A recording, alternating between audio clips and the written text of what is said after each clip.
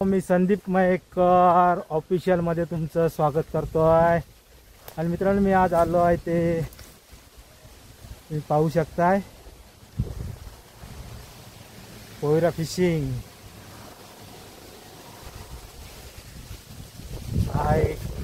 माळाची बाग, माळाच्या बाजूला आहे ते धक्का, आणि त्या धक्क्यावरून आम्ही मित्रांनो पोयरा फिशिंग करणार आहे। तर तुम्ही बघताय, पाहू शकताय, हा आमचा स्पॉट आहे मित्रांनो, आमचा स्पॉट आहे।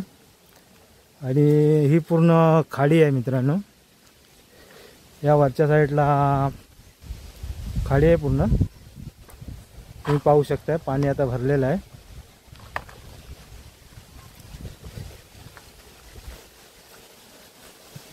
आणि या साईडला आहे ते मुस्लिमवाडी। आम्ही मित्रांनो इकडनं बोर बाटल्या टाकतो बोरासाठी। आणि हे बघा, इकडे आहे ते मुस्लिमवाडी, तुम्हाला झूम करून दाखवतो। ही आहे मुस्लिमवाडी, कोतवाडी मुस्लिमवाडी।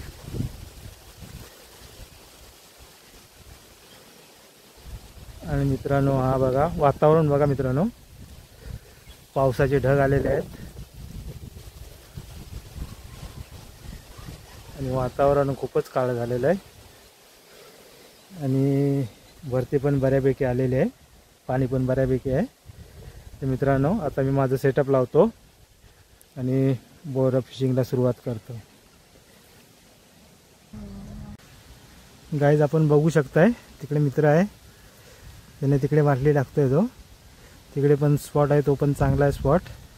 आणि मी मित्रांनो इकडे बाटली टाकली आहे।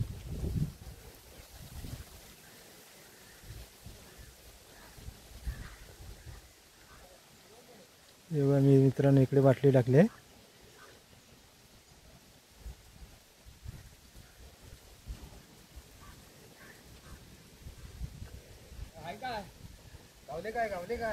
या ना, आता स्टार्ट केलेली आहे। रिपोर्ट अजून नाही दिसत नाही, तिकडे खाली बारकी आहेत।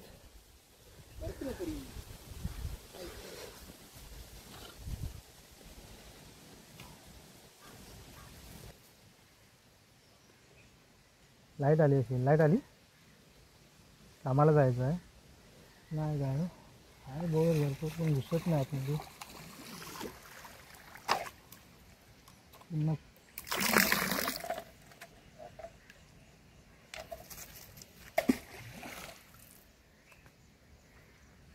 बॉटल टाकलेली आहे, आता बघूया, फेल जातात आहेत बॉटल आपल्या, बघूया आता काय येत आहे काय। ते गेलेलं आहे। हा मित्रांनो हे बघा, ओ लवली आतमध्ये आहे बोईर मासा, दिसतोय बघा। ही बघा, ही मच्छी पकडण्याची यांची पद्धत बघा कशी आहे ती।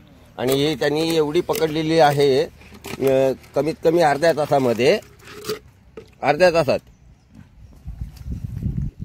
ही अर्ध्या तासात एवढी एवढी पकडली आहे। म्हणजे आजचं त्यांच्या घरातलं जेवणाचा कार्यक्रम झालेला आहे। आता अजून भारी पकडतात। कालची ती तिघ पोरं होती ना, त्यांनी एवढं नाही पकडली। काल एवढी मोठी मोठी मच्छी पायाजवळ माझ्या एलवीलाच होती, त्यांना नाही पकडता आली। दादानी भारी मस्त पैकी, नाही यांचा माइंडच वेगळा आहे। आता हे बघा, हे काय पद्धत आहे बघा ती।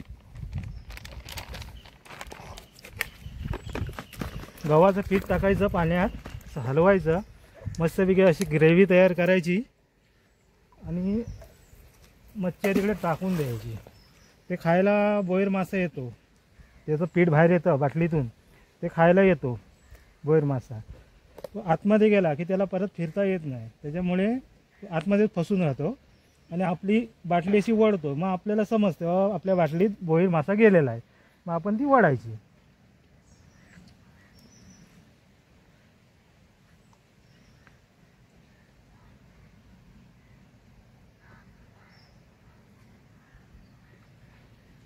आता बघूया, एकदा परत एकदा त्यांनी बाटली फेकलेली आहे, प्रयत्नाला यश लागतंय काय बघूया।